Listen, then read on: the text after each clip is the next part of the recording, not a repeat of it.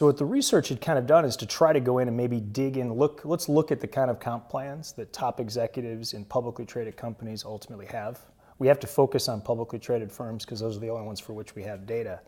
And to actually look at some way of, does CEO X look like he's got incentives that are more short-sighted than, say, CEO Y?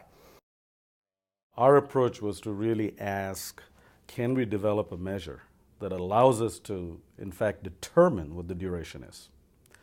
Then you can label something short-term, you can label something medium-term, you can label something long-term. And then once you've done that, then let's step back and see if we can link the actual observed duration of an executive compensation contract to the attributes of the firm that uses such a compensation contract. So for example, if you're a trading firm where very short-term results are extremely important for the value of the firm, then you want to use compensation that's very short-term in its orientation because you want to incent managers to achieve success over short time horizons.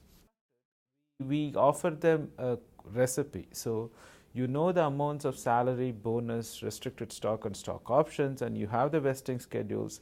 Here is a formula which you can put it into it, and then out will come the duration measures. So these are the ways in which we think the duration measure simplifies the task of quantifying an important dimension of pay.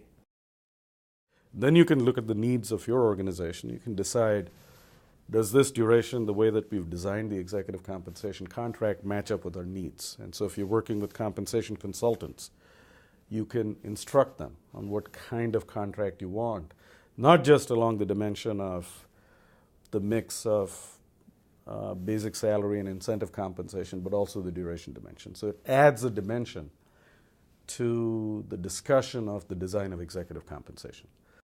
People have been interested in this question for quite some time, and so they would look at, hey, what's the fraction of cash versus stock pay? And so they've tried to match that to some of these, to these either short or long-term type of decisions, since our measure is just so much more precise. Right? It's so much more specific to the contract that's there. I think it's the first one to be able to really do it well.